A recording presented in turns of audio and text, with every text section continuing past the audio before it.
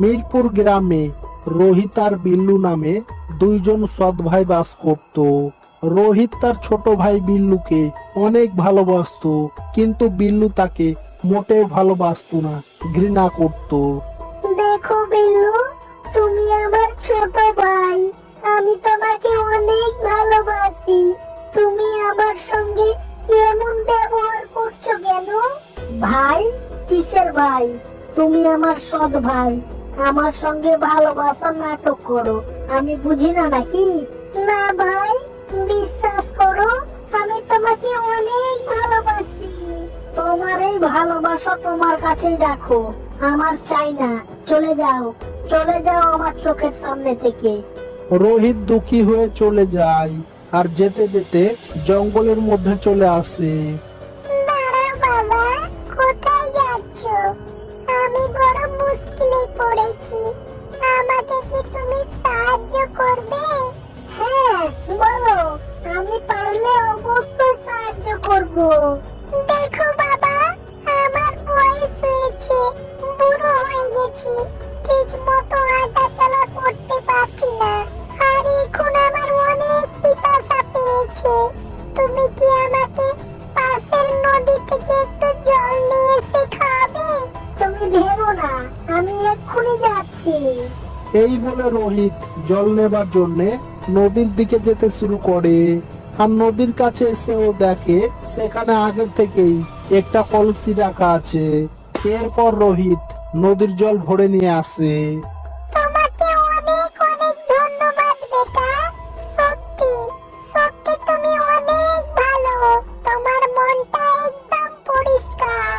তাই আমি চাচ্ছি তুমি আবারও সেই নদীতে যাও আর নদীর জলে স্নান করে এসো। আর হ্যাঁ, সেই নদীতে স্নান করার সময় নদী যে উপহারটা তোমাকে দেবে, সেই উপহারটা তুমি গ্রহণ করবে। যাও। রোহিত আরো একবার নদীর কাছে আসলো আর নদীর জলে স্নান করে নিল। আরে, এ তো সোনার হাড়ি। মনে হচ্ছে এই উপহারের কথাই বলছিল কাইমা, যে তুমি যে উপহার পাবে সেটাই নিয়ে যাবে। তার মানে এই উপহারটা আমার নিয়ে যাওয়া উচিত। যাই, নিয়ে যাই। রোহিত সোনা ভর্তি হাড়িটা নিয়ে বাড়ি চলে আসে আর তার মা বাবাকে সমস্ত কথা খুলে বলে। আর কিছুদিন পর রোহিতের বাবা সমস্ত সোনা বিক্রি করে একটা সুন্দর করে বাড়ি তৈরি করে। বেটা রোহিত, বাড়ি করতে গিয়ে তো সমস্ত টাকাই শেষ হয়ে গেল। তুমি আরো একবার যাও না, জাদুই গাইকে গিয়ে বলো যেন ও আমাদের কিছু সোনা দিয়ে সাহায্য করে, যেন তোমার মায়ের অপারেশন করাতে পারি, নইলে ওকে বাঁচানো সম্ভব না। বাবা, তাড়াতাড়ি যাও। আচ্ছা বাবা, তুমি ভেবো না, আমি এক্ষুনি যাচ্ছি। এরপর রোহিত নদী থেকে জল নিয়ে এসে গাইকে দেই। গাইমা, সেদিনকে আমি কিছু না চাইতেই তোমার কারণে অনেকগুলো সোনা পেয়েছি। আজ আমি নিজেই চাইছি, দয়া করে আমাকে কিছু সোনা দেবার ব্যবস্থা করে দাও, যেন আমার মায়ের অপারেশন করাতে পারি। আচ্ছা ঠিক আছে রোহিত, তুমি আবারও সেই নদীতে যাও আর স্নান করে নাও। এরপর যে উপহারগুলো পাবে সেইগুলো তুমি নিয়ে যাবে। যাও। এরপর রোহিত আবারও সেই নদীতে স্নান করে। এইবার তো আমি অনেকগুলো সোনা পেয়েছি। ধন্যবাদ, ধন্যবাদ জাদুই জাদুই নদী, তোমাকে অনেক অনেক ধন্যবাদ। আর সমস্ত সোনা নিয়ে এসে রোহিত ওর বাবা মাকে দিয়ে দেই। এরপর থেকে রোহিতকে ওর বাবা মা অনেক ভালোবাসতো। এই দেখে বিল্লু অনেক হিংসা হতো। তুমি এত সোনা কোন নদীতে পেলে আমাকে বলো? এই তো জঙ্গলের পাশের নদী থেকে। কিন্তু কেন? কেন মানে? তুমি এতগুলো সোনা নিয়ে এসে মা বাবার কাছে ভালো হলে, আর আমি খারাপ হয়ে থাকবো? আমিও নিয়ে আসবো সোনা। না ভাই, এই সমস্ত সোনা তুমি নিয়ে নাও, কিন্তু সেখানে তুমি যেও না। পরের দিন বিল্লু জাদুই নদীর উদ্দেশ্যে রওনা দেয়। বেটা, তুমি কোথায়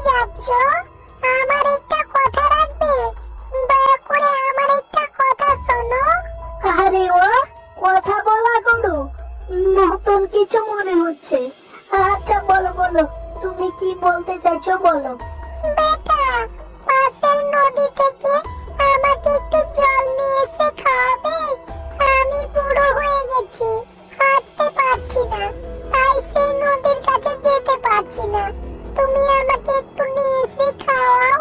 হ্যাঁ হ্যাঁ, আমার খেয়ে দিয়ে কোনো কাজ নেই তো, তোমাকে জল নিয়ে এসে খাওয়াচ্ছি।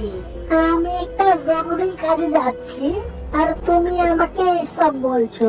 দেখ, দেখো বাবা, আমার অনেক পিপাসা পেয়েছে, দয়া করে একটু কষ্ট করে আমাকে জল নিয়ে এসে দাও।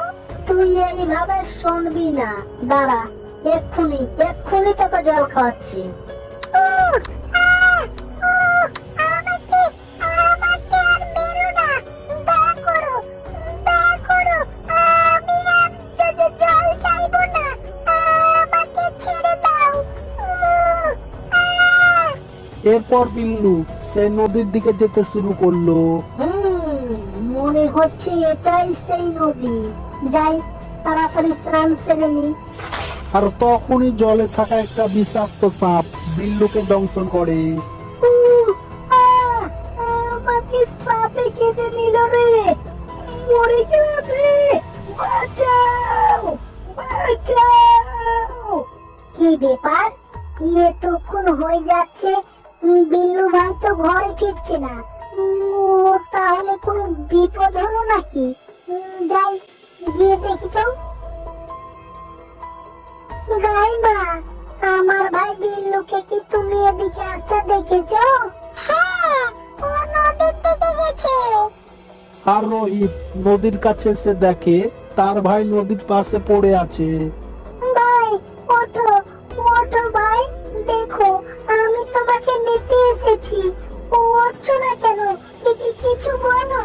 কিন্তু কিছুতেই ও উঠলো না। এই দেখে ও জাদুই গায়ের কাছে এসে তাকে সমস্ত কথা খুলে বলে। তোমার ভাইকে সাপে কেটেছে, তুমি আর দেরি করো না, আমার গোবর নিয়ে গিয়ে ওকে খাইয়ে দাও, ও ঠিক হয়ে যাবে, তাড়াতাড়ি যাও। বিল্লুকে গোবর খাওয়াতেই ও সুস্থ হয়ে যায়। আমি ঠিক আছি তো? আমাকে তো সাপে কেটেছিল। হ্যাঁ ভাই, তুমি একদম ঠিক আছো। এরপর রোহিত আর বিল্লু জাদুই গায়ের কাছে এসে জাদুই গাইকে ধন্যবাদ জানায়। দেখো, যার যেমন মন, এই নদী তাকে তেমন উপহার দেই। রোহিতের মন সোনার মতো, একদম পরিষ্কার, তাই নদী ওকে সোনা উপহার দিয়েছে। আর তোমার মন অনেক বিষাক্ত, তাই নদী তোমাকে বিষ উপহার দিয়েছে।